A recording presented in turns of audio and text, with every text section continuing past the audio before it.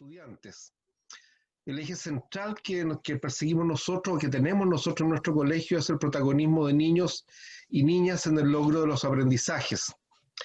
También podemos decir que el encuentro es un centro educativo experimental, en el sentido de que tratamos de implementar nuevos conocimientos, nuevas líneas, nuevas estrategias educativas que la investigación de punta en educación nos va informando, nos va entregando de lo que vamos conociendo. Entre las actividades que hemos desarrollado este tiempo de confinamiento debido a la pandemia, es este ciclo de conversatorios que comenzó la semana pasada, cuyo tema, el primero, fue las pantallas, la naturaleza y el tiempo de ocio de niños y niñas. Buenas tardes, soy Mauricio Sech y me corresponde moderar este segundo conversatorio en el que nos hemos reunido con Carlos Calvo y Laura Luna para conversar sobre el presente y futuro de la educación alternativa. Carlos Calvo es un reconocido especialista en temas de educación alternativa. Él es profesor jubilado de la Universidad de La Serena, donde dio clases de antropología y sociología de la educación, pero actualmente se desempeña como profesor voluntario en la Universidad Abierta de Recoleta. Entre sus campos de estudio están la educación informal, teoría del caos y de la complejidad, etnoeducación, educación indígena y de jóvenes y adultos. Laura Luna, por su parte, es académica e investigadora de la Universidad Católica de Chile en el campus Villarrica. Entre sus principales temas de interés está la educación inclusiva, la interculturalidad y educación, pueblo mapuche y desarrollo, y la antropología de la educación. Actualmente ella es presidenta de la Fundación Andamiaje, sostenedora del Centro Educativo del Encuentro. Quiero darles la palabra a ellos mismos por si desean agregar algo más a su presentación, pero sobre todo para que puedan expresar su interés y motivación por el tema que nos reúne hoy, la educación alternativa. Quiero dar la palabra primero a nuestro invitado principal, a Carlos. Por favor, Carlos, quisiéramos escucharte para comenzar este conversatorio. Bueno, gracias Mauricio y Laura. Ya, lo de invitado especial no me parece, excepto invitado que soy de la casa, ¿no? Ahí sí que me siento totalmente bien interpretado. Mira, yo quiero decir que yo soy educador, soy profesor de formación, antropólogo también, y me he dedicado a la investigación y la docencia de la educación, lo que me ha llevado a desarrollar una propuesta crítica frente a lo que llamo los procesos de escolarización, en el sentido que considero que la escuela está epistemológicamente mal diseñada, porque no se puede explicar que haya tanto fracaso escolar si estamos como seres humanos dotados para aprender. Esto se ha traducido, ¿no es cierto?, en distintas investigaciones que me dan respaldo a esto, lo que es peligroso, porque cuando uno va encontrando respaldo a lo que cree, termina siendo como una circularidad que se puede volver viciosa, ¿no? Pero por más que busco ver cuán equivocado estoy, la evidencia me va mostrando que parece que no. Parece que sí, efectivamente, la escuela está mal pensada y tenemos que desescolarizarla para permitir que fluya la propensión a aprender y a enseñar con natural a los seres humanos. Eso diría Mauricio. ¿Ya? Gracias, Carlos. Laura, cuéntanos de ti. Bueno, buenas tardes a todas, a todos. Un gusto estar acá y bueno, y agradecer también al equipo del Centro Educativo del Encuentro, a Manuel en particular, por haber gestionado este ciclo de conversatorio. ¿Qué les puedo contar? Yo soy también antropóloga, comentaba a Carlos y a Mauricio que puede ser raro, así como todo antropólogo hablando de educación, como que no cabe mucho como en el estereotipo de lo que hace el antropólogo. Efectivamente, yo creo que tengo una trayectoria de haber partido de manera totalmente desinteresada en educación, solo como antropóloga, interesada en comunidades exóticas. Me vine de Italia a estudiar a las comunidades del pueblo mapuche en esta zona, y después de repente me encontré que en realidad el lugar más exótico, o uno de los más exóticos, era justamente la escuela. Era la comunidad, es lo que se produce ahí, ¿no? Como algo especialmente particular. Y ahí efectivamente empecé a hacer lo que se llaman etnografías escolares, a meterme en profundidad, a entender cómo funcionan las comunidades escolares, con especial interés también en las dinámicas que se producen entre los niños. Y también un poco, como decía Carlos, interesada en la dinámica del aprendizaje, ¿no? Y ver que finalmente lo que aprenden en la escuela son cosas muy diferentes, ¿no es cierto?, de lo que se piensa o se diseña como proceso de aprendizaje. Entonces, claro, ahí uno se hace la pregunta, bueno, ¿qué estamos haciendo, no? No estamos viendo lo más importante que pasa en la escuela, y que pasa de manera no controlada justamente por quienes diseñan los procesos de enseñanza-aprendizaje. Entonces ahí, bueno, me acuerdo de un artículo muy importante para mí, justamente de un gran maestro aquí, de Carlos, que decía qué pasara si dejáramos aprender a los niños, ¿no? Que los niños, como decía, naturalmente aprenden.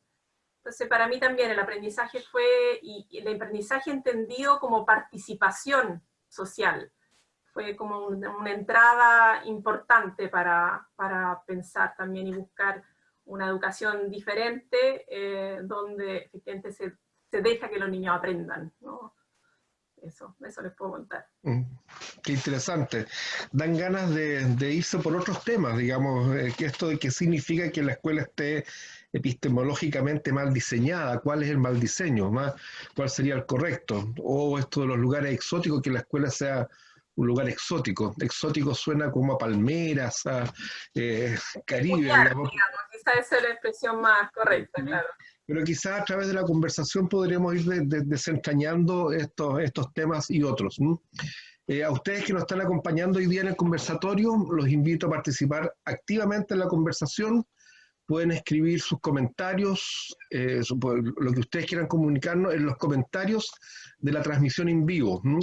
Pueden a través de ese medio entregarnos sus opiniones o hacernos llegar sus preguntas dirigidas a alguno en particular de los panelistas o abiertas a los dos. Y para comenzar a profundizar en el tema que nos convoca, yo quisiera partir con el primer planteamiento o pregunta. Quizás sea obvio, quizás sea básico, pero ¿qué se considera educación alternativa? ¿Cuáles serían las características de un proyecto educativo para ser considerado como tal, como educación alternativa? ¿Será acaso que no usan uniforme, que no siguen el currículum nacional y por lo tanto no tienen que dar el CIMSE, o que no están reconocidos por el Ministerio de Educación, o que valoran la dimensión social y afectiva del desarrollo de sus estudiantes por sobre incluso a veces la dimensión cognitiva o académica? ¿Será porque implementan metodologías de aprendizaje innovadoras? Sin embargo, existen establecimientos educacionales que podríamos llamar de educación tradicional, reconocidos por el Ministerio de Educación, que siguen el currículum nacional, pero que no usan uniforme, que tienen una alta valoración por lo afectivo social de sus estudiantes, que usan metodologías, por decir así, alternativas. Por ejemplo, un colegio que a partir de la metodología Scout diseña e implementa su proyecto educativo. Algunos colegios han sido pioneros, han sido innovadores y pioneros en algunos aspectos que el Ministerio de Educación después ha implementado. Por ejemplo, la jornada escolar completa que implementó el Ministerio de Educación para todo Chile, comenzó a ser investigada, aprobada, implementada en los años 80 en un colegio que estaba reconocido por el Ministerio de Educación en aquella época.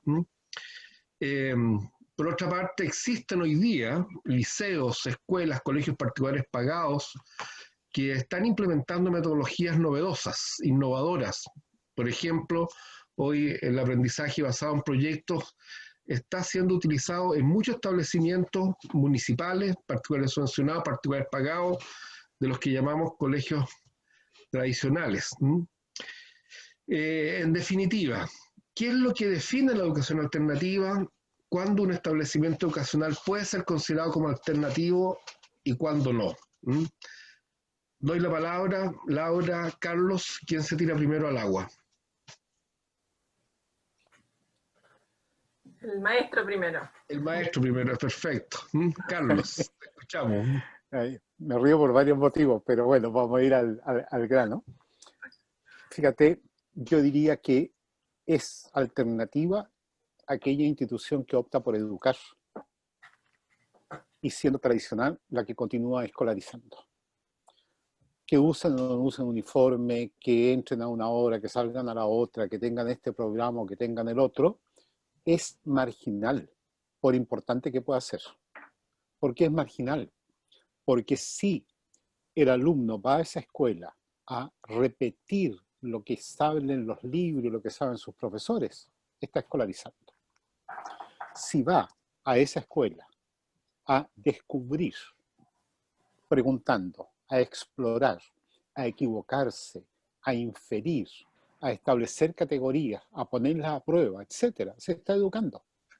Por lo tanto, pudiera haber alguna escuela muy tradicional, que aparentemente es muy tradicional, pero que esté educando muy bien. Y puede haber alguna escuela alternativa que está camuflando situaciones y está escolarizando. Entonces, para mí, una escuela realmente alternativa es una escuela que ha optado por educar. Claudio Di Girolamo, un hombre extraordinario, mayor, que tiene una claridad sobre un montón de temas, nos decía en un seminario tiempo atrás que no le gusta la expresión escuela alternativa, porque alternativa es otra. Pero dice, esta tiene que ser alterativa, que altere, que no sea igual. Entonces, a partir de cuando lo escuchamos a Claudio Di Girolamo, hemos usado a veces la expresión de una escuela alterativa, para indicar entonces que está alterando, está subvirtiendo el orden tradicional. ¿Y cuál sería la diferencia entre la escolarización y la educación? La dejo anunciada. Es que la escolarización es lineal, es ordenada, tiene todos los pasos previamente definidos, que es lo que termina estresando al profesorado, porque tiene que seguir el programa, cumplir con las metas, etc. Y la educación, en cambio, que se corresponde a los procesos de endoculturación, de socialización, son caóticos, eminentemente caóticos. A partir de ese desorden, el sujeto comienza a encontrar patrones que van explicando esa autoorganización. Y eso sería todo. ¿Ya? Y dejo hasta ahí para mostrar esa diferencia radical, ¿no? Gracias, Carlos. Laura, ¿qué nos puede aportar tú frente a esta pregunta? Sí, o sea, yo creo que de todas maneras, como dice Carlos, todas aquellas escuelas que tienen procesos educativos auténticos, digamos, hacen en cierto modo educación alternativa o hacen algo de alternativo, ¿no? O de alterativo, como dice Carlos, que efectivamente trata de desarrollar, de potenciar el sujeto. Y a mi juicio, en realidad, creo que para mí lo que más importante es la alteración como de la sociedad, la transformación de la sociedad. Entonces, claro, podemos encontrar muchos elementos en escuelas tradicionales, efectivamente hay elementos de educación auténtica o transformacionales, ¿ya? En escuelas tradicionales. Ahora, pueden que sean algunos elementos y a veces dentro del formato del paquete tradicional hecho por las presiones, por la rendición de cuentas, etcétera, se pierden un poco, pierden fuerza, ¿no? Entonces quedan un poco como burbujas aisladas, ¿ya? Entonces, yo diría que la educación alternativa, pensada como escuela alternativa, tiene una visión más integral y aborda un poco todas esas cosas que tú dijiste, el tema del desarrollo integral, el desafío, digamos, de la forma en que se ha estructurado el conocimiento hasta ahora, por lo tanto, la división en asignatura, o la división también, el cuestionamiento, que yo creo que estamos todavía un poco lejos de que ocurre en el sistema tradicional, solo vemos en situaciones multigrado, rurales, que es justamente el cuestionamiento de la división por grado, ¿no? Por nivel etario, que corresponden a dos formas de estandarización de cómo debe darse el proceso de aprendizaje. Eso es, yo creo que son todos elementos que se cuestionan desde una educación alternativa, porque se busca otra educación para otra sociedad. Eso fue un poco el lema que nosotros tuvimos en un congreso de educación alternativa, al que fue también Carlos Calvo, participó en enero pasado. Otra educación por otra sociedad. Yo me quedaría un poco con que la educación alternativa, en la literatura está definida de diferentes maneras, algunos la asocian a la educación especial, como para niños, digamos, que no encajan en el sistema. A mí no me gusta esa definición, creo que no debieran haber escuelas especiales, que la escuela es para todos, digamos, y la diversidad enriquece. Entonces me quedaría un poco con una visión de la educación alternativa como una visión que busca formar sujetos para otra sociedad. Yo creo que los que estamos en educación alternativa nos mueve en cierto modo una disconformidad, ¿no?, con la sociedad que tenemos y una necesidad de transformar la sociedad a partir de la transformación de los sujetos, digamos, ¿no? Que es una transformación que significa sacarle el mejor potencial, obviamente, a la luz de ciertos valores, ¿no? Que son valores, por ejemplo, de cooperación, no de competición, ¿no? Que están instalados en el sistema y que están muy instalados en el sistema educativo tradicional. Entonces, para los niños, que no hayan notas y que no se puedan comparar si lo hicieron mejor o no, es un drama, ¿no? Entonces, ¿cómo sacarle esa idea de la competición a los niños? Yo creo que es un desafío que tratan de asumir la escuela, la educación alternativa, aunque muy de acuerdo con Carlos, digamos, hay escuelas alternativas que pueden ser de fachada, pero finalmente reproducir también ese tipo de mecanismos. Ciertamente. Ahora, yo quisiera apurar un poco más a Carlos, porque lo que él nos planteó sin duda que como que abarca todo, digamos, y lo dice todo en muy pocas palabras. Aquella educación alternativa o alternativa es la que opta por educar, pero existen algunas características más prácticas, que pudiéramos decir, esto realmente sirve para educar y esto no sirve para educar, o apunta a la escolarización. Sí. Por decir todo, podías no decir nada. Podías decir nada. ¿No? Es un riesgo, ¿no? Pero entiendo el sentido de tu afirmación.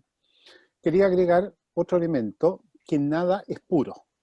O sea, no estoy dicotomizando aquí la educación y a este otro lado la escolarización, porque se van cruzando.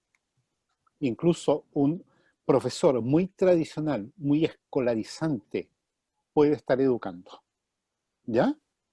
Como alguien que pretende no calzar con el modelo más estricto, a lo mejor no está educando y puede ser un mal educador. ¿Sí? Ahora, ¿qué elementos caracteriza la educación? La búsqueda. La búsqueda. La creación de relaciones. De que el sujeto se sorprende frente a algo que le resulta misterioso. ¿No es verdad? Se está lavando las manos y se pregunta, ¿y por qué se me limpian? ¿Por qué se me limpian las manos con el agua? Y queda intrigado y va y le pregunta al papá, a la mamá, a la abuelita, a la profesora, oiga, profesor, ¿y por qué se me limpian las manos con el agua? ¿Qué tiene? ¿Y por qué tengo que usar jabón? Y mire, yo escuché en la radio que el COVID, ¿no es cierto? Yo lo aíslo, ¿ya? Sí, me lavo las manos. Cuando convierte en misterioso una situación, está en proceso educativo. Cuando yo le doy la respuesta y no dejo que siga indagando, lo escolarizo. ¿Te fijas? Le digo, es el jabón. ¿Entendiste? Sí, me dice, entendió que es el jabón, pero no entendió por qué el jabón. ¿Ya? Entonces, la relación es dinámica entre un proceso y el otro proceso, entre el acto de educar, que va buscando y encontrando respuestas provisorias y que pone a prueba, en un proceso que no termina nunca, nunca en la vida, porque se van ampliando otras perspectivas. Y esa escolarización, cuando yo me meto en ese proceso y se me corta con la respuesta. ¿Qué sucede? Que muchas veces nosotros nos hemos ido acostumbrando a lo largo de la vida a responder con esas respuestas ya predichas, ya establecidas. pero no entendemos nada. Para esta época, cuando hacía clase en la universidad, tocaba el tema de qué significa que Chile celebre una independencia. Y para mi sorpresa, la mayoría de los estudiantes se preguntaban por primera vez que no sabían lo que era ser independiente. Y si acaso Chile entonces era independiente. Y ahí surgían conversaciones muy lindas, ¿te fijas? Entonces, hay una entremezcla de las dos, pero la característica es que el proceso educativo, una escuela alternativa que eduque, es una escuela que propicia la pregunta, la indagación y acepta respuestas provisorias, aunque uno sepa que es un error. Cuidado con esto. Yo puedo saber que la respuesta que me da mi alumno es falsa, probado científicamente. Pero yo le digo a él, bueno, investiguemos, veamos qué es lo que pasa, para que él descubra la rigurosidad del método, para que él descubra la necesidad de indagar más y no quedarse con la primera idea que se le viene a la cabeza, ¿te fijas? Y pone a prueba. Y después de llegar a mi profe, ha equivocado. ¿Usted sabía? Claro que yo sabía. ¿Y por qué no me dijo? Porque si yo te digo, tú vas a llegar hasta ahí. En cambio, como tú sigues buscando, ¿ya? Errando, cayéndote, acertando, etcétera, te está educando. Y cuando yo le doy la respuesta y lo petrifico ahí, nos quedamos como, yo creo que casi todos nosotros, con respuestas estereotipadas sobre tantos temas, ¿ya? Que no cuestionamos, que los damos simplemente por hecho. Esa sería la diferencia, Mauricio, ¿no? Que yo veo. ¿Mm? Gracias. Laura, ¿quieres agregar algo más? Sí, yo creo que también pasa un poco por otra relación también entre el aprendiz, ¿no es cierto?, y el profesor, el maestro, la maestra, no sé, en que este último también se sorprende, es capaz de sorprenderse, de soltar un poco el control del proceso de enseñanza y se sorprende frente a una respuesta, ¿no? Y le da espacio para que, como dice Carlos, siga indagando más, o aprende también de su estudiante, un poco como planteaba Freire. Yo creo que ese es un punto importante porque, claro, está bastante asumido que le mandamos por ejemplo, una investigación a los niños a la casa para que investiguen, ahora es fácil, se meten en Google, investigan de cualquier tema frente a una pregunta. Pero, ¿qué se hace después con la respuesta? ¿Ya? ¿Cómo se amplía esa respuesta? ¿Cómo se trabaja? ¿Qué nuevos campos de indagación abre esa respuesta o el debate, el diálogo que se pueda dar en torno a diferentes respuestas, ¿no? Entonces, claro, yo veo que en la educación tradicional está bien instalado, los niños tienen que indagar, ya, entonces tarea está ya puesta en el programa, en la planificación, que indaguen esto, que hagan una presentación, pero queda hasta ahí, ¿no? Porque está la presión de que hay que seguir con el currículum, con pasar a otros contenidos, etc. Entonces, yo creo que también en una ocasión alternativa, en cierto modo, hay, a veces los niños son también guías, ¿no es cierto? Y en ese sentido, el profesor, la profesora tiene que estar observando constantemente, atento, hacia dónde lo llevan, en el fondo, el proceso, los intereses de los niños. Entonces, el proceso de aprendizaje, enseñanza-aprendizaje un poco más co-construido, yo diría, ¿no? Que en la educación tradicional, donde en el fondo es el profesor que la lleva siempre, ¿no? Que tiene todo controlado, todo planeado. Ahora, cuando uno mira la realidad educativa en Chile de los establecimientos educacionales, se da cuenta que dentro del mundo de los colegios tradicionales hay instituciones que tienen éxito en la formación de sus estudiantes, que desarrollan habilidades intelectuales más allá de acumular contenido, que desarrollan habilidades sociales o habilidades afectivas, que forman personas que son capaces de seguir sus proyectos de vida de manera independiente con herramientas que han adquirido en el sistema. La pregunta que surge entonces, ¿cuál es la necesidad de una educación alternativa? ¿No bastaría con focalizar de mejor manera los esfuerzos para que la calidad educativa de esos centros o de los centros que ya tenemos en Chile mejore? focalizar hacia allá, en esa línea los recursos. Sí, entiendo que eso es tentador y es lo que se ha intentado hacer en muchísimos países, no solamente en Chile. Llevamos décadas de reformas educacionales, yo diría reformas escolares, con inyección de recursos impresionantes, construcción de edificios, dotación de biblioteca, de laboratorios computacionales y laboratorios químicos, biológicos, ¿no? Y los resultados no mejoran significativamente. Es verdad que hay escuelas que tienen éxito, pero muchas veces es un éxito académico, que esa persona después no logra, ¿cómo decir?, trascender esos aprendizajes a otras facetas de la vida. Piensa que al inicio de la pandemia un ministro de Estado reconoció que no sabía el nivel de pobreza, del hacinamiento en que vivían las personas. Entonces cuando tú lo escuchas dices, este compadre, ¿qué aprendió? ¿Qué aprendió? O sea, lo que aprendió, porque no niego yo que ciertas cosas las sabe, pero las sabe a un nivel técnico, operativo. Ese nivel de conocimiento técnico operativo va a ser reemplazado pronto por algoritmos que lo van a hacer mejor. ¿Te fijas? Incluso fíjate que hoy día ya se está pronosticando que una profesión amenazada para ser reemplazada es medicina, con toda la complejidad que tiene medicina. Porque hoy día, a cierto nivel, los robots están diagnosticando mejor. ¿Por qué? Porque tienen millones de datos sobre lo mismo que el médico. Y chequea lo que está escaneando con los diagnósticos que se han hecho en el mundo, los resultados de esos tratamientos y diagnostica. En ese sentido, los médicos van a ser superados. Y desde el punto de vista de la relación afectiva con los médicos, muchos tenemos experiencias que tú dices, este compadre ni siquiera me miró. ¿Te fijas? Y un algoritmo me va a preguntar a mí sobre lo que a mí me gusta, porque va a leer, ¿no es cierto? En la base de grandes datos, va a leer qué es lo que me gusta leer, qué música me gusta escuchar, cuál es el último programa que vi, la película que vi, y me va a conversar de eso, y me va a decir, oiga, ¿usted qué le pareció la serie de Netflix, ¿no es cierto? El capítulo tanto. Y yo voy a decir, ¿este cómo sabe? Yo sé que es una máquina, pero yo me voy a sentir empáticamente más vinculado con él que con un doctor que ni siquiera me mira. Esto es una cuestión muy fuerte, pero eso nosotros sabemos. Y si lo llevamos a la escuela, eso también va a pasar.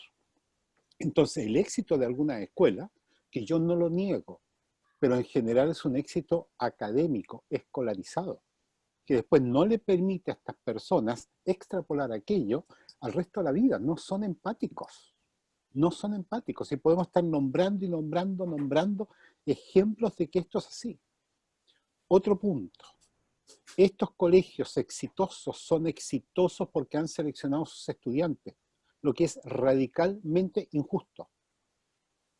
Es como un hospital que seleccione el tipo de enfermo. Hoy día lo seleccionan por la capacidad de pago, pero imagínate un hospital que seleccione por la gravedad. Y entonces el más famoso, el que sana a todos, pero ¿a quiénes recibe? A los que tienen un problemita menor que es fácilmente curable. Ojo, hay acusaciones de que en hospitales las estadísticas son manejadas para que no aparezcan los datos crudos del mal desempeño. ¿Ya? Un colega que trabaja en Colombia nos contaba de cómo a pacientes enfermos de cáncer que no da resultado la terapia los mandan a la casa, entonces mueren en la casa y no aparecen como productos de la mala atención. ¿Te fijas? Hay un montón en este sentido, un montón de trampillas que se están haciendo. Entonces, cuando una escuela selecciona al estudiante, ¿cuál es la gracia? Que aprendan, pues. Quiero hacer un alcance necesario. Esas chicas y chicos estudian, y muchos estudian de verdad, y muy seriamente. Y sus profesores trabajan y trabajan bien, también. ¿Está claro? O sea, no es que les va bien porque sí, no, es que los tipos le ponen empeño, pero que ya están preseleccionados y tienen pares con los cuales pueden, ¿no es cierto?, emularse. Cuando a una escuela le sacan los alumnos buenos, se los llevaba al Instituto Nacional, la escuela se queda sin alumnos buenos. ¿Te fijas? Entonces, el nivel, ¿con quién me mido? Por eso los deportistas de élite van a lugares donde compiten con personas mejores que él, pues. Entonces, por eso yo defiendo que las escuelas no deberían tener ni siquiera el derecho a seleccionar. Llega el que llega. Porque si no, es análogo a que el hospital selecciona a los pacientes. Pues entonces, el que está más grave es el hospital público, porque aquí, no, eso es injusto. Es injusto radicalmente. ¿Ya? Sí. Aquí tengo una opinión de Amanda Opaso, que ella plantea que hay paradigmas que se deben transformar en la educación, que la educación escolarizante, y son paradigmas muy dolorosos.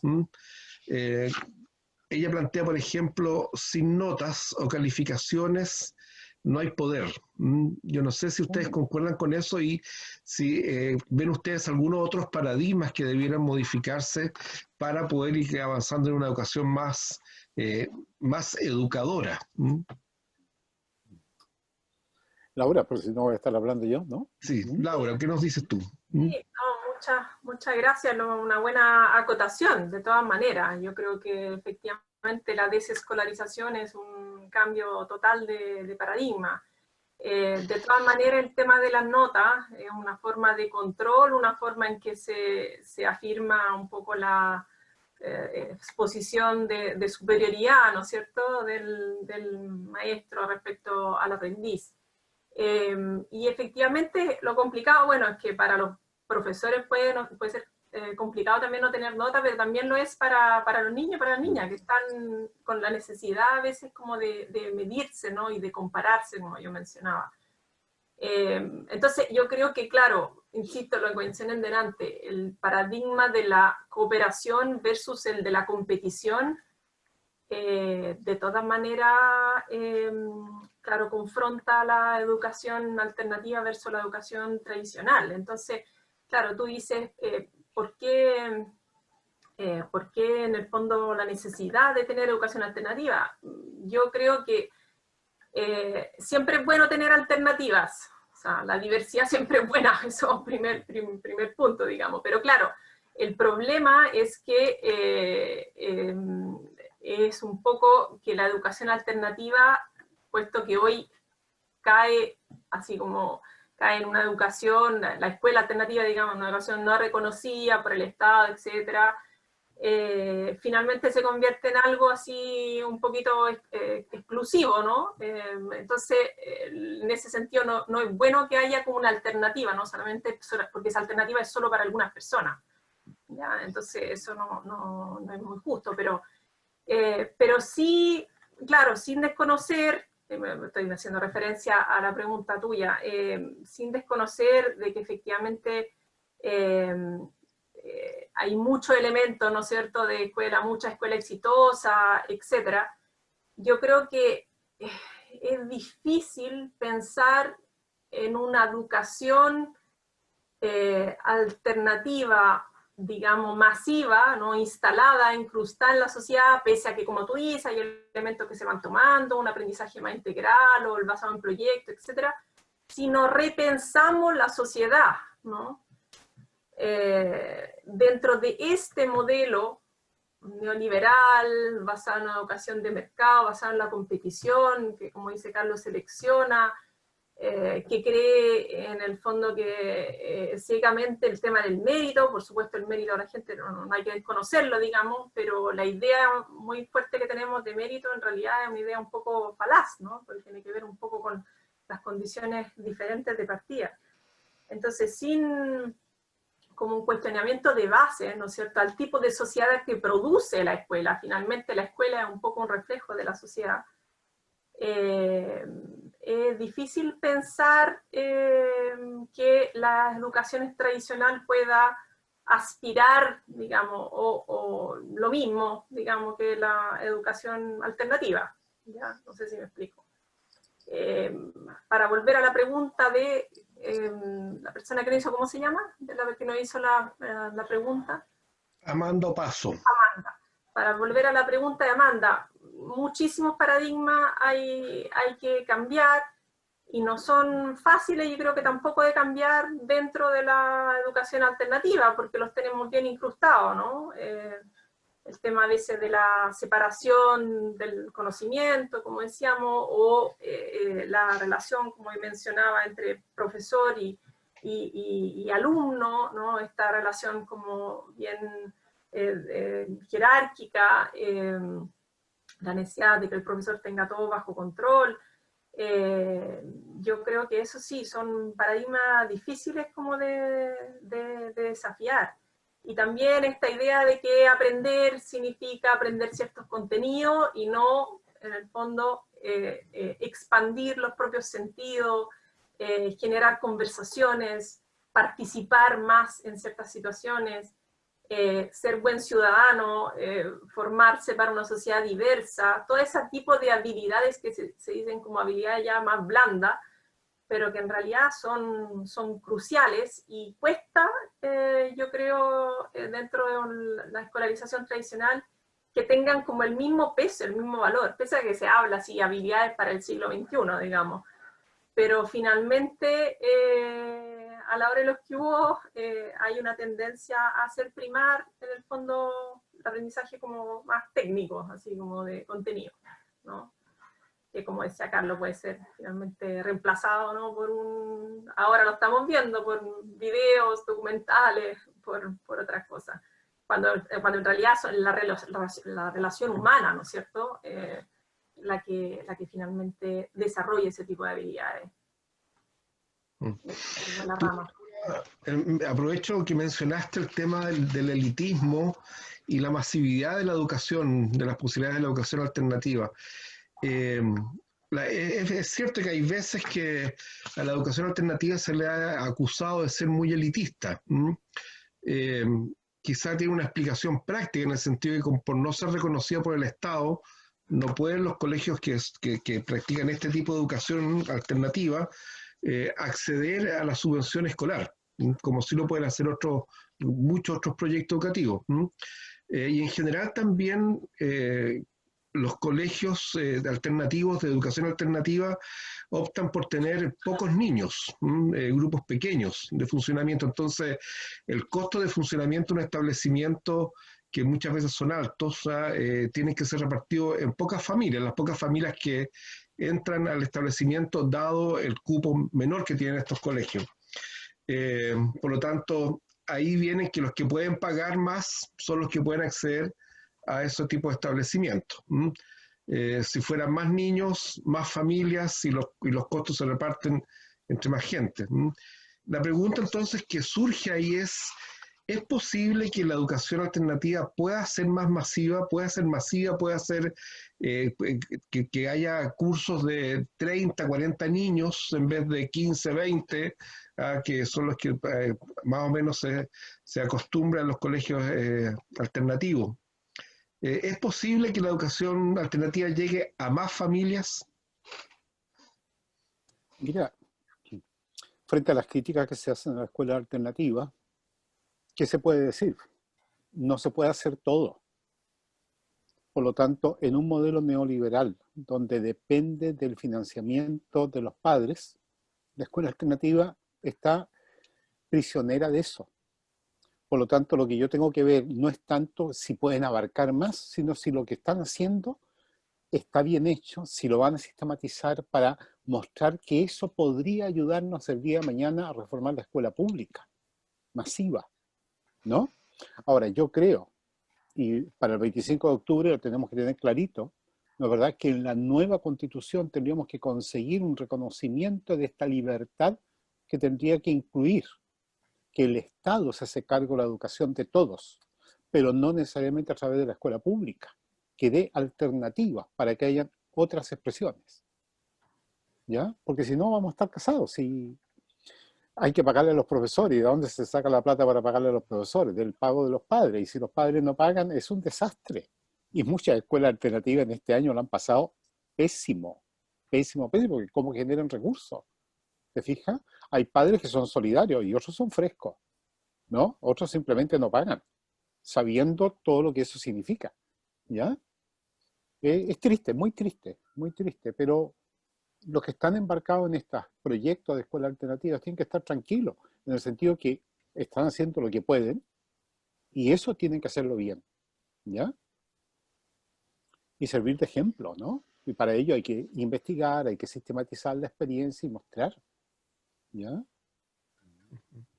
Laura, ¿qué puedes tú comentar respecto de este tema de la electividad, selectividad y masividad? O sea, de acuerdo con Carlos, que efectivamente es lamentable en el fondo que lo alternativo sea solo para algunos. No debiera ser así, efectivamente. El Estado debiera poder ofrecer, digamos, amparar una pluralidad de proyectos. Entonces, en eso yo creo que estamos de acuerdo y esperamos efectivamente que se abran, como dice Carlos, con la nueva Constitución más adelante, oportunidades para revisar eso. Ahora, no sé si tu pregunta también apunta al tema de la masividad en el sentido de que si es posible tener clases numerosas, hacer una educación alternativa, como que en el fondo pone el niño al centro, con clases muy numerosas. No sé si a eso va también tu pregunta. Claro, por un lado sí, apunta a si se puede tener clases más numerosas, y por otro lado también, bueno, eso, porque también surge como una necesidad de poder financiar los proyectos educativos alternativos con más familias. Entonces, de ahí viene el tema, ¿podemos tener más alumnos por grupos en cada, por curso? ¿O Sí. tiene que ser la educación alternativa con pocos alumnos? Sí, lo que pasa es que, a ver, hay varias cosas, creo que hay diferencias. Yo en las conversaciones que me ha tocado estar sobre este tema he constatado como diferencia. Algunos que dicen que efectivamente, bueno, entiendo que la literatura también lo plantea, hay algunos que dicen que en realidad el número no influye mucho, que en el fondo uno podría tener un grupo numeroso, ¿no? Y hacer grandes innovaciones, pero eso significa repensar completamente la forma en que hacemos las cosas, ¿no? Entonces, ahí sí, dar vuelta completamente aún más el rol del profesor, basarse mucho en aprendizaje cooperativo, o sea, repensar los espacios, repensar todo. Evidentemente que 40 estudiantes metidos en una sala convencional con un profesor que trabaja de manera convencional es, ¿no es cierto?, desastroso, o, al fondo, limitado el alcance, ¿no? Entonces quizás se podría. Yo tengo una posición de que efectivamente es mucho más difícil, o sea, poner el niño al centro y darle a cada una las atenciones que requiere, especialmente cuando son muchos niños, es más difícil, más desafiante, ¿no es cierto?, para el profesor. Entonces, claro, creo que lo hace más complejo, porque quizás todavía no estamos preparados efectivamente para una innovación más radical, ¿no es cierto?, de cómo hacemos las cosas. Entonces, quizás tampoco todavía dentro de la educación alternativa estamos preparados, porque nos falta revisar en profundidad, ¿no es cierto?, paradigma, para pensar en tener un grupo grande y poder y saber gestionar, ¿no es cierto?, ese grupo grande de manera que los niños puedan aprender entre ellos, que puedan haber diferentes procesos de aprendizaje en paralelo y que el maestro pueda ser, la maestra pueda ser como un director de orquesta, ¿no es cierto?, más que nada. Lo hace mucho más difícil, digamos, tener un grupo numeroso. Sí, aquí tengo una pregunta de Coté Leal, que nos lleva un poco a otro tema, mucho más contingente, pero que es muy importante que lo consideremos. Ella plantea la pregunta, ¿cómo seguir siendo una escuela alternativa o brindar educación alternativa en el actual contexto de educación a distancia? Hoy día estamos confinados, algunos padres están de frentones, están encerrados en sus casas, otros tenemos restringido el movimiento, pero ¿qué experiencia tienen ustedes? O sea, ¿qué saben, qué han oído de cómo se está implementando hoy día la educación a distancia, la educación alternativa a distancia, online, sin presencia? Sobre todo que en general los proyectos educativos alternativos promueven mucho el vínculo, la relación personal profesor-alumno, la relación entre estudiantes. ¿Cómo lo ven ustedes? Y si tienen alguna experiencia o saben de alguna experiencia al respecto, también sería bueno que pudieran compartirlo. Mira, yo no tengo experiencia de estar en este momento enseñando formalmente, porque ya estoy jubilado, ¿ya? Tampoco estoy viviendo con mis nietos pequeños, con los cuales podría tener la vivencia de lo que significa estar puesto allí. Pero todo este tiempo he estado atento a lo que está aconteciendo. Paso viendo charlas, conferencias, escuchando a colegas, ¿te fijas? Entonces creo que sí, he podido vivir lo que significa el confinamiento para muchos y darme cuenta que un error que se está cometiendo en muchas partes, y que yo espero que las escuelas alternativas no lo estén haciendo, es intentar replicar en la casa lo que se intenta hacer en la escuela. ¿Por qué? Porque, entre otras cosas, en la escuela tradicional, la enseñanza y el aprendizaje no estaban resultando. He escuchado a muchos profesores del sistema tradicional que lamentan no estar ante sus alumnos. Pero las investigaciones que uno ha hecho y la de otros colegas nos muestra que las relaciones antes, en directo, tampoco eran buenas. Habían alumnos invisibles, profesores que no trabajaban bien, que no preparaban las clases, que retaban a los alumnos, etc. Entonces hoy día muchos están inventando que el pasado era distinto. Y no era distinto. No tenían relación con la mayor parte de los estudiantes. Con algunos sí, pero no con todos. Tampoco con sus colegas. ¿Ya? Yo le pregunté a algunos profesores, bueno, ¿y usted cuándo saludaba a sus alumnos? ¿Usted cuándo conversaba con sus colegas? Con todos. Con los amigos sí, está claro, pero con todos no. ¿Ya? Entonces hoy día muchos intentan replicar desde la casa lo mismo que hacían en la escuela y que no resultaba. Yo creo que esta es una instancia, y algunos han sabido hacerlo, de poder reprogramar todo e ir a lo esencial. Porque la enseñanza de tanto contenido escolar lo terminamos olvidando, no nos acordamos. Pero es clave que yo aprenda cómo puedo procesar y cambiar un dato transformándolo en información. Y cómo esa información la puedo relacionar, correcta o incorrectamente. A efecto de que en la medida que yo voy progresando, voy mejorando los criterios con los cuales yo organizo la información. Y en este momento, el profesorado que trabaja en el mismo nivel, por ejemplo, tercer año básico o quinto año, o perdón, cuarto medio, ¿ya? Deberían ponerse de acuerdo qué es lo que sí o sí vamos a conseguir con estos estudiantes, qué es lo que les vamos a enseñar, cómo van a procesar la información, qué funciones cognitivas van a usar, qué operaciones mentales van a hacer, pero no la enseñanza de los contenidos. Porque, fíjate, cada día los contenidos memorizados van a ser menos necesarios.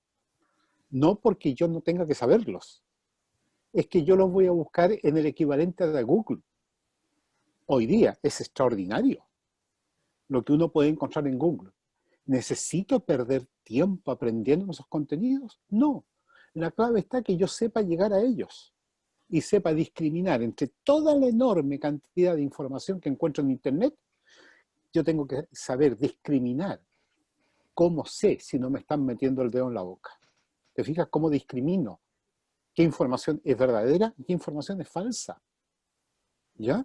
Entonces hoy día lo que tenemos que hacer en pandemia es aprovechar esta oportunidad única, que nadie la soñó, que se lo iba a dar a toda la humanidad. ¿Te fijas? Esta oportunidad única de replantear cómo yo enseño. Además, para los niños, ojo, lo que les resulta es cansador, es estar tanta hora frente a la pantalla. Pero ¿por qué tengo que tener clases de 45 minutos, de 90 minutos? Mauricio y Laura, por años, le pedí a mis estudiantes que averiguaran por qué las clases en Chile duran 45 o 90 minutos. De la Secretaría Ministerial de aquí de la región de Coquimbo, unos colegas me dijeron, Carlos, ya no manden más los estudiantes que no tienen hasta aquí. ¿Sabes lo terrible? Es que nunca nadie fue capaz de decirle por qué duraba ese tiempo. Excepto le nombraban el decreto que norma que la hora de clase dura eso. ¿Quién han mostrado los estudios de toda índole? Que el tiempo máximo que podemos estar atentos a algo son 20 minutos de promedio. nosotros, que llevamos toda la vida trabajando de esto. Y los cabros chicos los tenemos ahí sentados, los retamos porque pajaroneen. Entonces la clase hoy día, a distancia, esta clase virtual, debiera durar 5 o 10 minutos. Miren chicos, y yo le planteo el tema, lo intrigo, lo dejo, digámoslo, cachudo. ¿No es verdad? Y anda, pregúntale a alguien, averigua, conversa con tu compañero en Zoom, qué sé yo, busca. Y ahí vamos generando, pero no los podemos tener. Mira, colegas de México, de Colombia, de Brasil, me han dicho, mi hijo o mi nieto está desde las 8 de la mañana hasta las 2 de la tarde frente a la pantalla. Tú dices, pero ¿en qué cabeza cabe eso? ¿Y qué dicen los profesores? Es que el jefe del UTP me lo pide, y todo el mundo se echa la culpa al otro. ¿Ya? Por ahí va. Sí, estamos mal, tenemos que modificar la temporalidad. El espacio ya nos lo cambiaron, pero modifiquemos el tiempo. Y Laura, fíjate, una inferencia ya profundamente antropológica es que yo creo que como cultura no manejamos el tiempo y no entendemos lo que es un proceso. Y por eso tendemos al producto y al producto. Pero no sabemos vivir los procesos. Y por eso evaluamos etapas y cortamos, ¿no? Laura. A ver, yo creo que, o sea, en este tiempo he descubierto las miles de potencialidades que tiene también, que se pueden explorar en la educación a distancia. Lo he visto a través de mi propia docencia en la universidad, que me ha costado muchísimo, digamos, pero lo he visto también a través de la experiencia educativa que han tenido mis hijas. Creo que el tema del vínculo, efectivamente, que es como lo más importante, efectivamente, en la educación presencial, es mucho más desafiante desarrollarlo en este contexto, pero se puede, ¿ya? Se puede. Yo veo que mis hijas se conectan con entusiasmo a las reuniones Zoom, que no son reuniones en que hay una clase directiva de 45 minutos, como dice Carlos, eso sería absurdo. Pero efectivamente hay interacción, hay talla, obviamente que al principio estaban todos más, fue difícil acostumbrarse a este nuevo formato, pero finalmente se han acostumbrado. Se leen cuentos, hacen presentaciones, a veces actúan, hacen juegos. Entonces, yo me he sorprendido viendo las miles de posibilidades que hay, en el fondo usando también esta instancia de trabajo remoto de manera creativa. Entonces, la verdad que no conozco en profundidad lo que han hecho en otros colegios, he tenido contacto con algunas escuelas alternativas. Sé que en algunos casos, no sé, el caso de la escuela Waldorf, por ejemplo, no entiendo que nunca han amado mucho las pantallas, entonces han optado también en muchos casos de no pensar ni siquiera en las clases online. Hay mucho seguimiento telefónico, yo creo que hay mucha diversidad en cómo se está abordando. Insisto, yo creo que el vínculo que es lo más importante, es lo más difícil, pero se puede lograr. Y también creo que hay mucha diversidad, o sea, Carlos dice volver a lo esencial. De todas maneras, yo creo que efectivamente, y yo creo que el tema afectivo, socioafectivo, y bueno, también el mismo ministerio lo ha puesto como en primer plano, ¿no es cierto? Como en las priorizaciones que ha hecho curriculares, el tema socioafectivo. Pero hay mucha diversidad también, ¿no?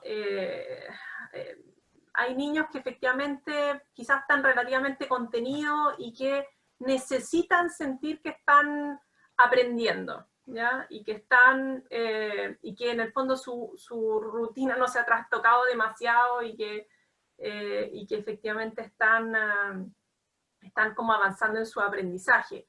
Ahora, ¿cómo efectivamente conducir aprendizaje novedoso están intentando los niños lejos, claro, eso requiere como de mucha creatividad.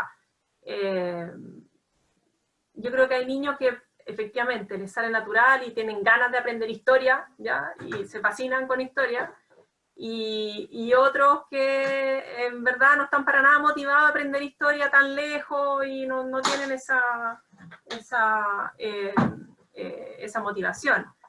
Entonces, yo creo que hay mucha diversidad en ese sentido. Yo también creo, como Carlos, que es una oportunidad el hecho de que los niños estén en casa. Hay que verlo desde el punto de vista que tienen los profesores la oportunidad de acercarse a su mundo, cosa que raramente hacen, ¿ya?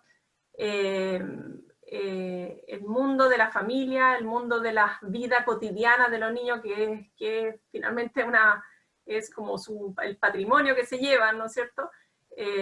Y que traen al colegio, pero que en el fondo está invisibilizado. En este momento tienen la posibilidad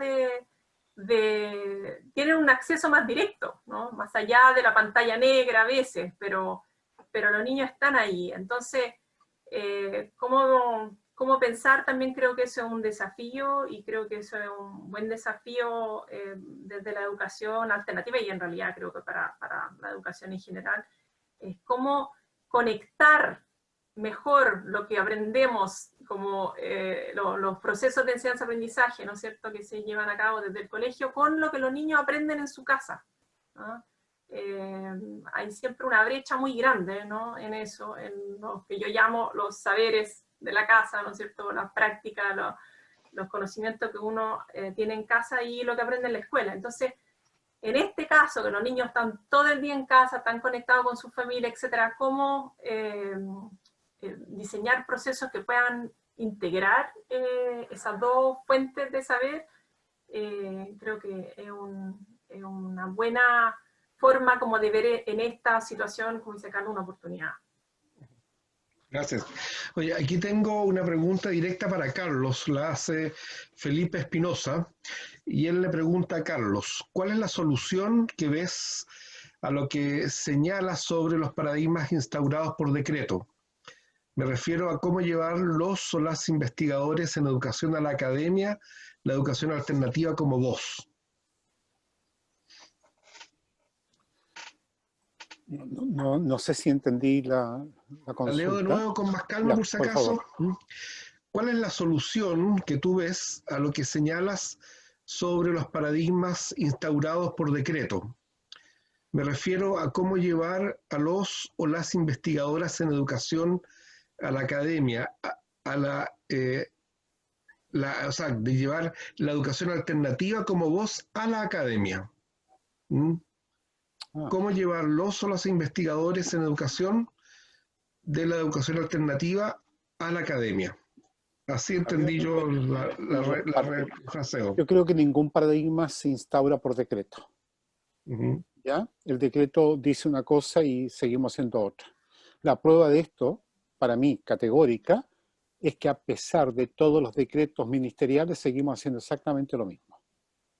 De esto nos dimos cuenta hace muchos años atrás, cuando termina la dictadura y empezamos a trabajar con los profesores para mejorar la calidad de la educación de ese tiempo, y nos encontramos con una gran resistencia del profesorado a cambiar. Y ahí tuvimos una epifanía cuando nos dimos cuenta que si intentábamos seguir intentando en cambiar el profesorado, nos encontramos con esa resistencia. ¿Y qué se nos ocurrió? Que dado que en la naturaleza los contrarios se atraen, dijimos entonces, si hay conservación, hay cambio. Entonces, ¿por qué en vez de intentar cambiar, no intentamos conservar? Aparentemente contraintuitivo. Entonces inventamos a los profesores a mejorar lo que hacían bien. Y mira, y nos fue fantástico. Porque llegaron los profes contentos, contando las cosas, las prácticas educativas que ellos tenían, que según ellos les gratificaba, ellos se sentían bien haciéndolo y sus alumnos aprendían. En la mayor parte de los casos eso fue así. Habían otros que realmente los tipos creían algo que lo hacían bien y lo hacían mal. Pero en el proceso fueron cambiando. ¿Y qué nos dijeron? Profe, primera vez que no me dicen que hago las cosas mal, que me reconocen lo que hago y ahora empezaron a cambiar. La idea era como vasos comunicantes. Uno sube y el otro baja. Así de sencillo. Y nos resultó excelente. ¿Por qué? La mayor parte de todos nosotros no hemos cambiado en nada la forma de enseñar desde que empezamos a enseñar. Lo que hemos podido hacer es mejorar esa forma, pero la mía, no la tuya ni la de Laura, porque cada uno tiene su propio estilo. Entonces la apuesta era eso. Con esto trato de demostrar que los decretos no modifican nada. A lo más generan simulación. Entonces yo simulo, es decir, aparento hacer lo que el otro quiere que yo le diga. Entonces yo planifico de acuerdo a lo que el jefe de UTP quiere, pero después en el aula yo hago lo que quiero. Y tenemos experiencia de etnografía en el aula, en que nosotros vemos cómo hacen las clases los profesores, que no se condice con lo que tienen planificado, pero después lo escriben en el libro de clase, entonces aparentemente eso quedó así. Con relación a la segunda pregunta, yo creo que lo que tenemos que hacer los investigadores es publicar y comunicar y trabajar en talleres con profesores, no para decirles nosotros qué es lo que tienen que hacer, pero sí para descubrir en ellos las fortalezas y a partir de ahí trabajar para que ellos se encuentren cuál es la mejor manera de seguir educando, ¿ya? Pero el sistema no hace caso. Fíjate, tiempo atrás estábamos con Iván Núñez, Premio Nacional de Educación, historiador de la educación chilena, un hombre sabio, que sabe de educación mucho. Fue asesor de todos los gobiernos de la concertación en el Ministerio de Educación. Con Silvia, que van a tenerla ustedes la próxima semana, estábamos en la oficina de ella conversando con Iván. Le decimos, Iván, ¿y te escuchan en el ministerio? Bueno, dice, a veces. Otra vez el ministro escucha a otro asesor y otra vez no escucha a ninguno. Porque el rol de nosotros es asesorar, pero no tomamos la decisión. Ahora, incluso los ministros, aunque tomen la decisión, saben que sus palabras pueden estar vacías o muy ricas de contenido, pero nadie le hace caso. Mira, estoy escribiendo un artículo sobre Paulo Freire. Ahora, en este día estaba escribiendo alguna idea y escribí: Paulo Freire se atrevió a asumir la Secretaría de Educación del Estado de Sao Paulo, con más habitantes que todo Chile, la ciudad de Sao Paulo, con más habitantes que todo Chile, consciente de que no iba a conseguir lo que él quería. Entonces, no es fácil, porque podemos declarar cosas muy bonitas, pero el dicho popular dice, otra cosa es con guitarra. Por eso, desde el inicio de la democracia, he planteado sin ningún éxito que a los profesores tienen que dejarnos ser profesionales. Porque hoy día Pedro, Juan y Diego nos dicen a los profesores cómo tenemos que hacer las cosas. Entonces yo digo, denos libertad. Incluso en ese tiempo lo decía, y me acuerdo de cuando Eduardo García Huidobro le decía, es que los profes no lo van a poder hacer más mal de lo que lo están haciendo. Me equivocaba, lamentablemente. ¿Por qué? Porque hay mucha presión. Entonces, desde chiquititos, desde que empezamos a ser profesores, nos coartan. Entonces llega el recién egresado, animoso de innovar, y se encuentra con el sistema que lo frena, lo frena, lo frena. En 3 meses, en mi experiencia, un joven egresado se transforma en un viejo profesor repetidor. 3 meses. Entonces, ¿qué tenemos que hacer? Permitirnos ser libres. Que muchos no van a funcionar, por supuesto, porque además no deberían estar enseñando en la escuela. Más lo digo categóricamente, un mal profesor no puede seguir enseñando en la escuela, como un mal conductor no puede seguir manejando un colectivo. ¿Te fijas? Porque está dañando. Pero los buenos profesores, van a ver ustedes cómo florecen, porque hoy día el sistema los coarta. Y en muchas escuelas, tuvimos la experiencia nosotros con este proyecto que duró años, que a los profesores que se mejoraban con nosotros los echaban del trabajo después. Presionado a veces por sus propios colegas que le decían, ya, pues cabréate.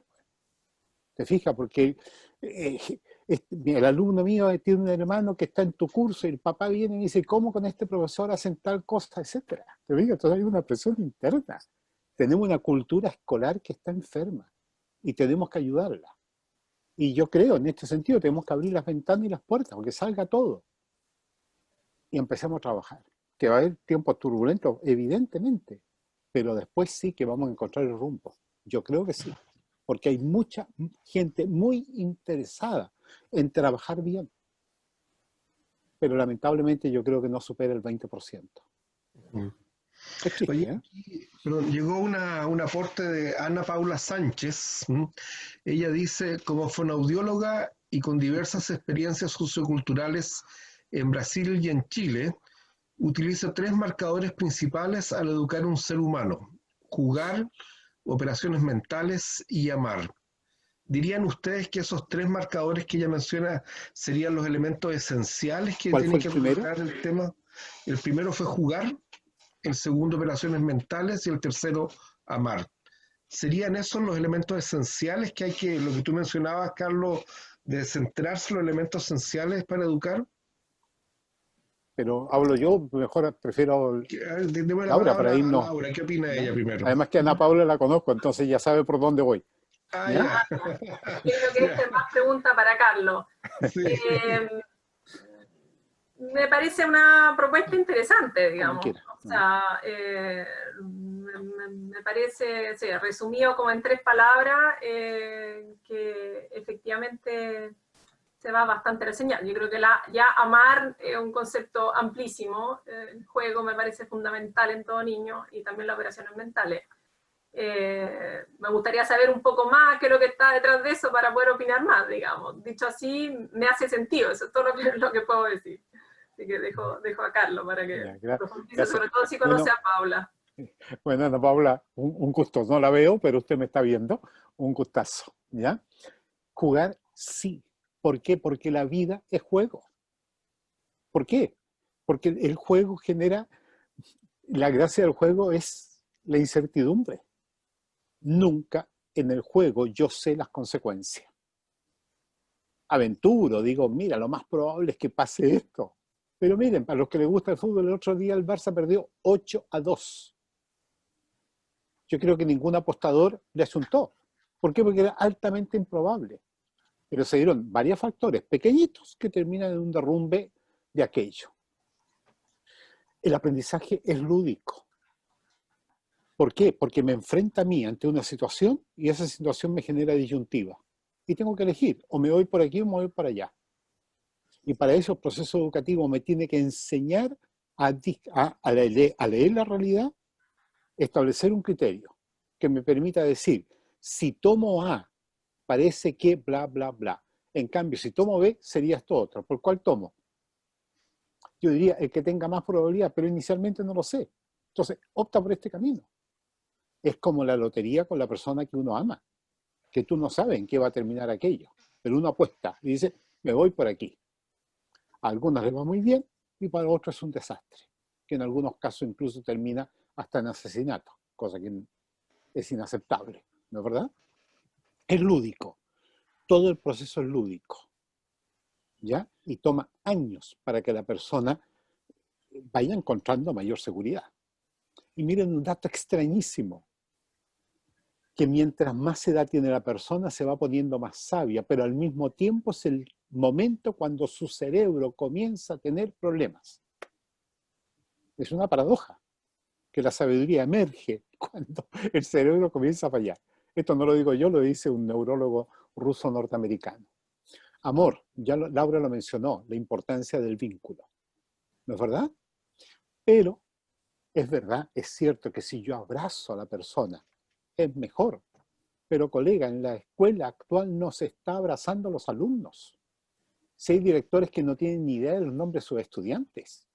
En cambio hay otros que sí, que se ponen en la puerta y saludan a cada alumno por su nombre y lo identifican. Ahora, yo no tengo por qué andar mijitrineando y tomando abrazándolo y besando. No. Puede ser un saludo muy incluso aparentemente frío, pero el alumno nota esa cordialidad, que yo lo miro y que yo le pregunto aquello. ¿cómo estás? ¿Qué te ha pasado? Pero así todo, me puedo encontrar con sorpresa de que a veces, a pesar de esa intensidad, no logro empatizar con el estudiante, ¿no? No está claro todavía por qué a uno ciertas personas le caen bien y otras por nada le caen bien. ¿Y qué pasa cuando me toco con un alumno de eso en mi clase? Es mi obligación intentar acercarme. Pero puede salir falso, como un cura jesuita en los 60 que se fue a vivir a las poblaciones, que pertenecía a la rancia aristocracia castellano-vasca chilena. El tipo decía, me rompo los suéteres, trato de aparentar pobre, pero no me nace, decía. Y sufría porque el tipo quería eso, pero no le nacía. ¿Te fijas? Amor, sí. Vínculo, sí. Pero es un vínculo femenino, masculino, ¿ya? En que se expresa, en que el alumno dice, es que yo nunca le he dado la mano, profe, pero yo sé que con él confío. ¿Te fijas? Tenemos que generar esa confianza básica. Y la última, Ana Paula, era operaciones mentales, la segunda, Operaciones perdón. mentales. Claro que sí, pues yo tengo que aprender a manejar mis funciones cognitivas para saber lo que tengo que hacer en un momento determinado. Fíjense que muchos estudiantes uno le pide, ¿por qué no me describe esta situación? ¿Ya? Y no saben describir. O ¿por qué no analiza? Y ahí te describen, ¿ya? Entonces tenemos que llevar a que los estudiantes manejen las funciones cognitivas que les permiten recibir, procesar y comunicar la información. Y allí operan, pero con claridad. Por eso una propuesta que yo haría si estuviera trabajando con profesores de una escuela, les diría, colegas, definan bien las funciones cognitivas de la recepción, elaboración y comunicación de la información que ustedes van a trabajar durante esta semana, con todos sus estudiantes, en todos sus cursos. Lo probamos nosotros aquí con la carrera de Educación Parvularia en la Universidad de La Serena, en donde todo el profesorado que enseñábamos en el primer año, en el primer semestre, las chiquillas estaban recién arribando a la universidad, nos pusimos de acuerdo en que íbamos a trabajar como operación mental en la descripción. Que todos los trabajos que le iba a pedir, el que enseñaba historia, el que enseñaba filosofía de la educación, historia de la educación parvularia, etapas evolutivas del desarrollo, sociología educacional, etcétera, todos le íbamos a pedir a los estudiantes que describieran. Descripción, descripción, descripción. Pero ¿qué hicimos? Primero le explicamos a las alumnas qué es lo que era describir. Distintos temas. E hicimos ejercicio en la clase. Descríbame esta pizarra. Describa la pizarra. Describa el lápiz.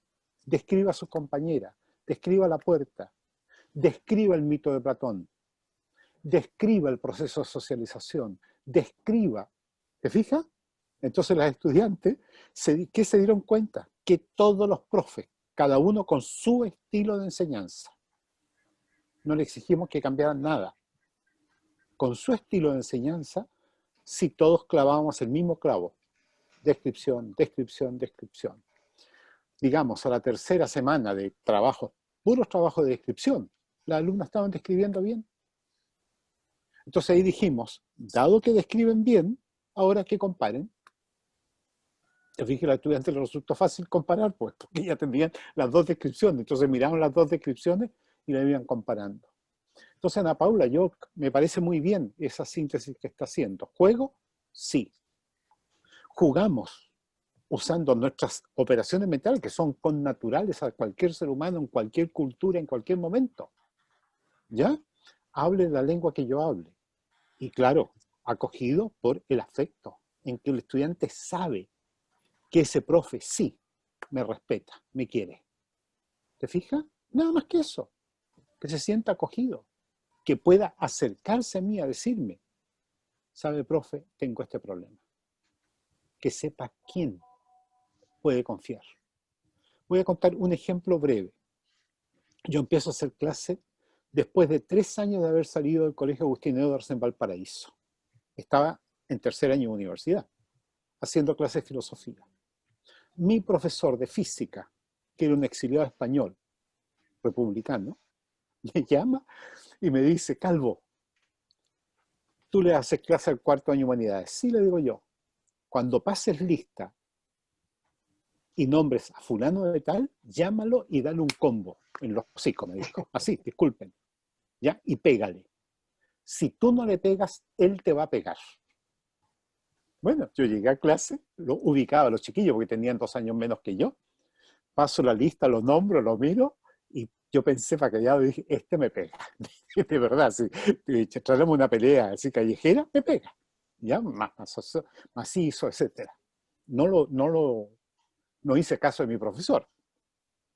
Nos llevamos bien. A mitad del año, después de clase, un día me dice, Carlos, ¿podemos conversar? Claro, le digo yo. Y salimos del colegio Agustín Edwards, que estamos muy cerca de la Plaza de Valparaíso, de la Plaza Victoria, y nos fuimos caminando por la calle Conde. Y me contó que había embarazado a su polola. Y no sabía qué hacer. Cuando me planteó el tema, yo dije, por suerte, no le hice caso a mi profesor. Porque si yo hubiera manifestado agresivo con él, no me hubiera preguntado, no me hubiera confiado el problema. Así que apego, amor, categóricamente. Pero un amor viril y femenino, no el mijiteo y no. ¿Ya? Gracias, Carlos. El tiempo avanzado, aquí Ana Paula Sánchez da gracias a Carlos. También le da un saludo a Silvia, que también está presente en esta conversación, porque dice, por formarme con amor y rigor. Ahí tuve la segunda experiencia más significativa de mi vida. Así que gracias a Carlos. Y quisiera Bueno, muchas plantear, gracias. sí, la última pregunta de este conversatorio, porque ya estamos llegando al límite del tiempo. Y desde su perspectiva, su mirada y de lo que saben ustedes, ¿hacia dónde se proyecta la educación alternativa en Chile? ¿Existen posibilidades reales de que se reconozca como una opción verdadera, reconocida por el Estado, para que las familias puedan poner ahí a sus hijos y no tener que estar dando exámenes libres cada año, como ocurre hoy día? Y si no existiera la posibilidad de que sea reconocido por el Estado, que tenga un espacio formal en la educación chilena, en esta sociedad marcada por la competencia, el consumo, el exitismo, ¿hay espacio suficiente para que los proyectos educativos se consoliden, se multipliquen y sean verdadera opción para las familias? Partamos por Laura ahora. Sí, yo creo que existe esa posibilidad, o por lo menos con una red de escuelas alternativas de la cual hacemos parte. Efectivamente, estamos viendo alternativas, estamos en conversaciones, analizando posibilidades justamente porque nos interesa ese reconocimiento, digamos. Es posible que en algún momento se vea luz, ¿ya? No puedo decir más que eso, ya estamos en conversaciones justamente para lograrlo. En el intertanto, yo creo que las escuelas alternativas están proliferando, ¿ya? En el país, efectivamente, hay muchos proyectos. Nosotros hace un tiempo hicimos justamente un congreso de educación alternativa y salían por lo menos hay 30 proyectos activos, pero en realidad registrados, porque constantemente están surgiendo escuelitas libres que se llaman, o procesos como autogestionados. Aquí en el sur de Chile se ha dado también un fenómeno interesante en esta zona, y no es casualidad que es producto de gente que se viene a la zona buscando una calidad de vida distinta y que busca también una educación diferente. Entonces ha sido como un espacio fértil también como para la producción de nuevo espacio, ¿no es cierto?, educativo. Entonces yo creo que se está dando, digamos, son burbujas, como tú dices, dentro de este sistema, pero lo que es bueno por un lado, digamos, quiere decir que un poco sobreviven, logran sobrevivir, funcionar, bueno, algunas no se la pueden, ¿no?, dentro de este sistema, Pero claro, por otra parte, nuestra aspiración es no quedar tampoco como burbuja, y en realidad también es, no sé, hablo también como un poco desde nuestra mirada, desde andamiaje del centro educativo, también estar en diálogo, ¿no es cierto?, con el sistema y poder aportar, hacer cosas que puedan ser también de aporte a la educación en general, ¿no?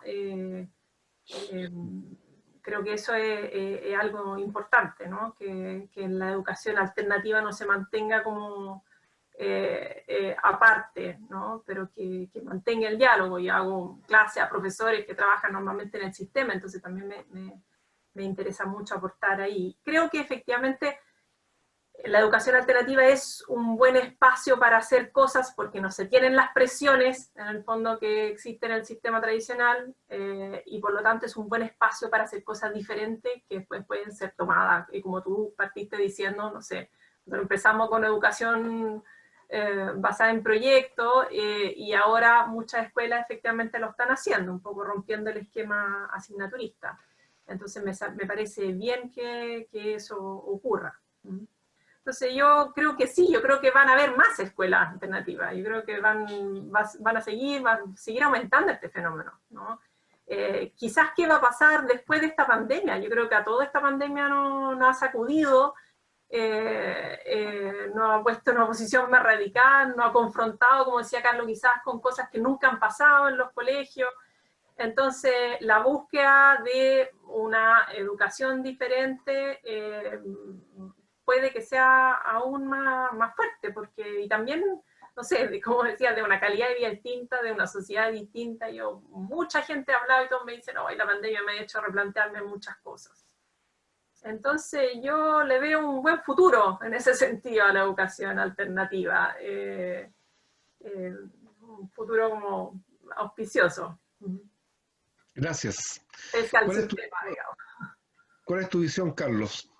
Mira, yo creo que la pandemia nos la está dando en bandeja, ¿no? Esa es una oportunidad única, no soñada, no imaginada por nadie, de que hoy día las escuelas alternativas tienen la oportunidad maravillosa de mostrar que lo han hecho de manera distinta y mejor que el sistema tradicional. ¿Ya? Cada uno tiene que ver cómo fue que lo hizo, ¿está claro? Ahora, es cierto, y comparto con Laura, que hoy día hay cada día más proyectos de escuelas alternativas, que yo espero sean alternativos, ¿no? Pero hay muchos más. Y aquí en La Serena, y nos da un placer muy grande con Silvia, porque muchos de nuestros estudiantes se han embarcado con aquello. Sin embargo, también le decimos, cuidado, hay que quedarse dentro del sistema, porque desde adentro también tienen que mostrar que es posible cambiar. Ahora, que sea reconocido esto, yo no le tengo mucha confianza al sistema. Y por sistema entiendo algo que trasciende a este gobierno, al que tampoco le tengo confianza. Pero los anteriores tampoco han entendido con claridad qué significa la educación, ¿ya? Y han tratado de mejorar la escolarización. Creo que la oportunidad también viene por el lado de la Asamblea Constituyente, en que tenemos que lograr posicionar, uno, la generación de una nueva constitución, y en ella que quede explícito, clarito, ¿no es verdad?, esa libertad para que las escuelas llamadas alternativas tengan realidad estatal y sean reconocidas, ¿no es verdad? Es que el monopolio no tiene sentido, ¿ya? Así que yo creo que estamos en un buen momento histórico, fíjate, para poder avanzar en esto. Pero las escuelas alternativas tenemos que ser claros de mandar un mensaje, no muchos, porque si no, no se va a escuchar, pero clavar poquitos clavos para mostrar la conveniencia, la necesidad, mejor dicho, de que las escuelas alternativas nutran al sistema. No lo van a derrocar nunca, porque el sistema es enorme, es poderoso, pero el sistema para mejorar tiene que tener alternativas. Si no hay ningún sistema cerrado, nunca han habido sistemas cerrados. Siempre hay la rendija por donde podemos meternos. Y las escuelas alternativas trabajan ahí, en la hendidura, en la rendija. Ahí empieza a fructificar la plantita, ¿no? Que más tarde puede convertirse en algo maravilloso, ¿ya? Así que sí, yo creo que este es el momento impensado, pero se nos está dando en bandeja una oportunidad única. ¿Bien? Gracias, Carlos. Estamos llegando al final de este conversatorio. Yo quiero agradecer a Carlos, que estuvo con nosotros, también a Laura, que han participado y nos han enriquecido con sus opiniones y con su experiencia. Para resumir los agradecimientos, quiero leer uno que manda Dani Contador Maldonado, aunque va dirigido específicamente a Carlos, pero creo que también lo vamos a hacer extensivo a Laura. Ella dice: muchísimas gracias por sus sabios consejos, doctor Calvo. Estaremos esperando su libro de Freire. Yo creo que en eso estamos todos también sumados en ese deseo. Ojalá que el libro sobre Freire salga luego. No es, yo voy a escribir un artículo, ¿ya? Pero hacer un libro colectivo para noviembre. Pero tenemos uno, disculpen la interrupción, que se llama Freire entre nos, a 50 años de la pedagogía del oprimido. Lo tenemos en digital, así que yo se los mando, Mauricio, a ustedes y a Laura, y ahí lo pueden difundir. Estupendo, muchas gracias, muchas gracias. Además, sacamos regalos. Estupendo. Yo los quiero dejar invitados a todos para el próximo conversatorio, que va a ser el jueves 24 de septiembre, no el próximo jueves, que es 17, porque vamos a estar todos preparándonos para celebrar el 18 en nuestras casas. No salgamos, cuidémonos, tenemos que parar esta pandemia. Los quiero enviar. El próximo conversatorio, como digo, el jueves 24, tiene por título Una escuela en la que todos y todas las niñas tienen la oportunidad de aprender. En esa oportunidad estarán conversando Silvia López de Maturana, quien es doctora en Pedagogía por la Universidad de Valencia de España, y Viviana Gómez, educadora y doctora en Psicología Evolutiva y del Aprendizaje por la Universidad Autónoma de Madrid, y también es cofundadora del Colegio del Centro Educativo El Encuentro. En esa oportunidad, quien guíe la conversación va a ser el profesor Ilich Silva Peña, quien es doctor en Ciencias de la Educación por la Pontificia Universidad Católica de Chile, y también es socio de la Corporación Andamiaje. Les agradezco a todos los participantes que nos han acompañado, que han aportado con sus preguntas, sus opiniones. Lamentablemente no alcanzamos a mencionarlas todas, pero les agradecemos su participación. Este conversatorio va a quedar disponible en Facebook Live, para que quienes puedan revivirlo después lo puedan hacer. Nuevamente, muchas gracias, Carlos, muchas gracias, Laura, muchas gracias a todos, y también gracias a Manuel, que está oculto detrás de ese letrero de Centro Educativo del Encuentro, quien es el que ha llevado todo el tema técnico para poder tener este conversatorio. Muchas gracias, que tengan a todos una buena tarde. Gracias. Adiós. Gracias por la invitación, ¿ya?